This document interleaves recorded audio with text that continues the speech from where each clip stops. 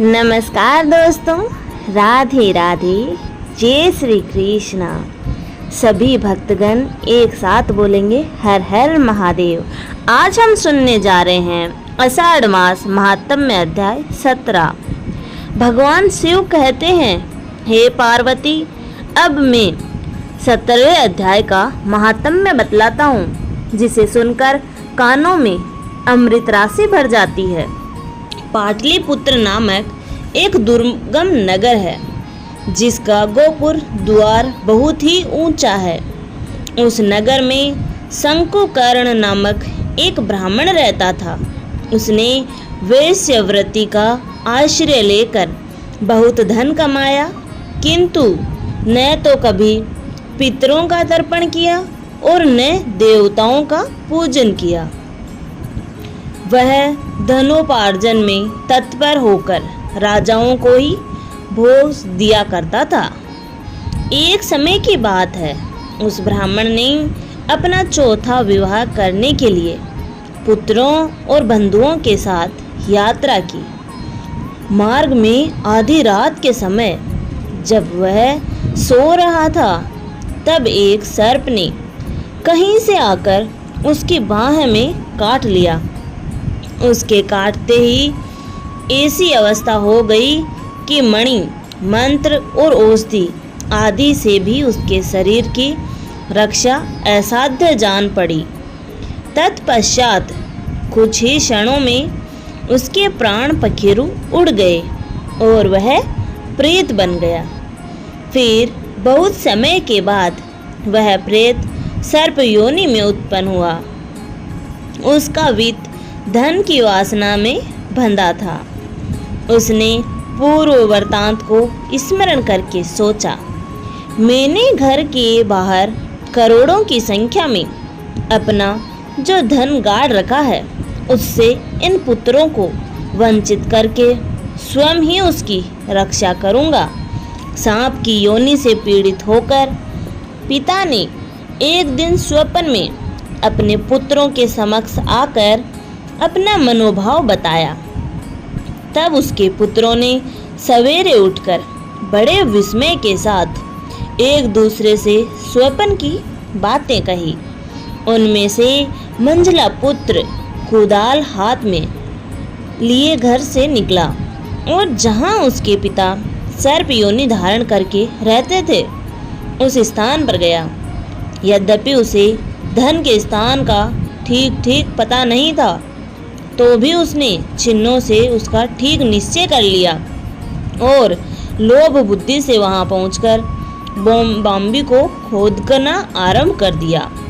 तब उस बाम्बी से बड़ा भयानक श्याम प्रकट हुआ और बोला, ओ मूढ़, तू कौन है? किस लिए आया है? यह बिल क्यों खोद रहा है? किसने तुझे भेजा है? ये सारी बातें मेरे सामने बता। पुत्र, मैं आपका पुत्र हूँ।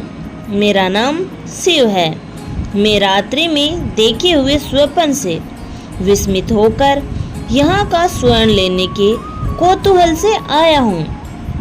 पुत्र की यह वाणी सुनकर वह सांप हंसता हुआ उच्च स्वर से इस प्रकार स्पष्ट वचन बोला, यदि तू मेरा पुत्र है तो मुझे शीघ्र ही बंधन से मुक्त कर। मैं अपने पूर्व जन्म के गाड़े हुए धन के ही लिए सर्प योनि में उत्पन्न हुआ हूँ। पुत्र, हे पिताजी, आपकी मुक्ति कैसे होगी? इसका उपाय मुझे बताइए, क्योंकि मैं इस रात में सब लोगों को छोड़कर आपके पास आया हूँ।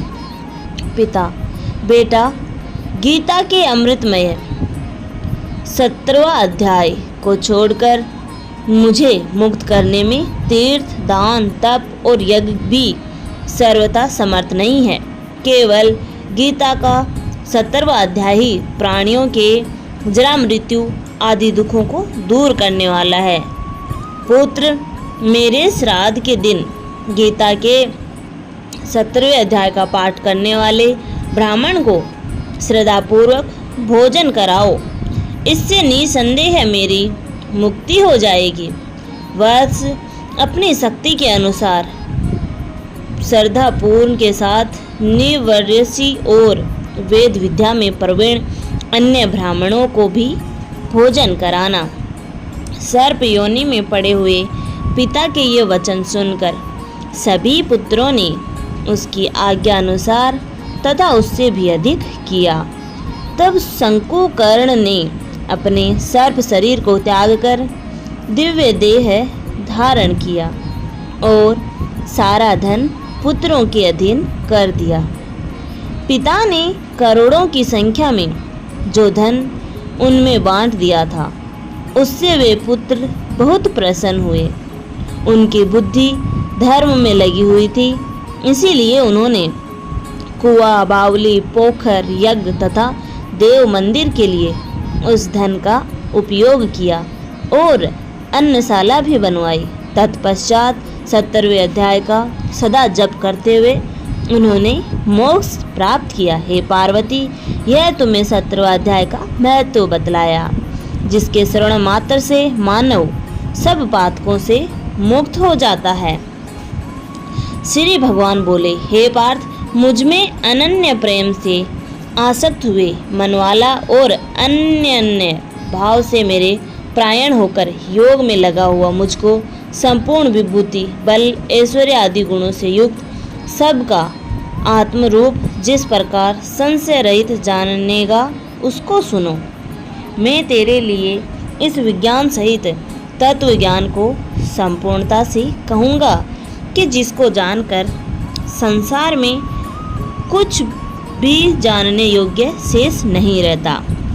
हजारों मनुष्यों में कोई एक मेरी प्राप्ति के लिए यत्न करता है और उन यत्न करने वाले योगियों में भी कोई भी पुरुष मेरे प्रायण हुआ मुझको तत्व से जानता है। पृथ्वी, जल, तेज, वायु तथा आकाश और मन, बुद्धि एवं अहंकार, ऐसे यह 8 प्रकार से विभक्त हुई मेरी प्रकृति है। यह 8 प्रकार के भेदों वाली अपरा है, अर्थात मेरी जड़ प्रकृति है। और हे महाबाहो, इससे दूसरी को मेरी जीव रूपा परा अर्थात चेतन प्रकृति जान की, जिससे यह संपूर्ण जगत धारण किया जाता है। ऐसे समझो कि संपूर्ण भूत इन दोनों प्रकृति परा अपरा से उत्पन्न होने वाले हैं और मैं संपूर्ण जगत की उत्पत्ति तथा प्रलय रूप हूँ, अर्थात संपूर्ण जगत का मूल कारण हूँ। हे धनंजय, मुझसे भिन्न दूसरा कोई भी परम कारण नहीं है। यह संपूर्ण सूत्र में मणियों के सदृश मुझ में गूंथा हुआ है। जल में मैं रस हूँ, चंद्रमा और सूर्य में भी मैं रस हूँ। संपूर्ण वेदों में प्रणव ओम मैं ही हूँ। आकाश में शब्द और पुरुषों में पुरुषत्व मैं हूँ। पृथ्वी में पवित्र ग्रंथ और अग्नि में मैं तेज हूँ। संपूर्ण भूतों में मैं जीवन हूँ, अर्थात जिससे वे जीते हैं वह तत्व मैं ही हूँ। तपस्वियों में तप हूँ। संपूर्ण भूतों का सनातन बीज यानी कारण मुझे ही जान। मैं बुद्धिमानों की बुद्धि और तेजस्वियों का तेज हूँ। हे भरत श्रेष्ठ, आसक्ति और कामनाओं से रहित बलवानों का बल अर्थात सामर्थ्य मैं ही हूँ और सब भूतों में धर्म के अनुकूल अर्थात शास्त्र के अनुकूल काम में हूँ। और जो भी सत्व गुण से उत्पन्न होने वाले भाव हैं और जो रजोगुण से तथा तमोगुण से उत्पन्न होने वाले भाव हैं, उन सबको तू मेरे से ही होने वाले हैं ऐसा जान, परंतु वास्तव में मैं उनमें और वो मुझ में नहीं है। गुणों के कार्य रूप सात्विक, राजसिक और तामसिक, इन तीनों प्रकार के भावों से यह सारा संसार मोहित हो रहा है। इसीलिए इन तीनों गुणों से परे मुझ अविनाशी को यह तत्व से नहीं जानता।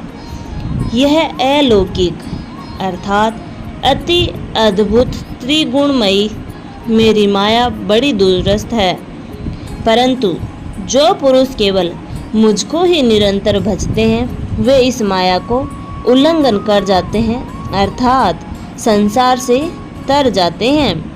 माया के द्वारा हरे हुए ज्ञान वाले और आसुरी स्वभाव को धारण किए हुए तथा मनुष्यों में नीच और दूषित कर्म करने वाले मूढ़ लोग मुझे नहीं जानते।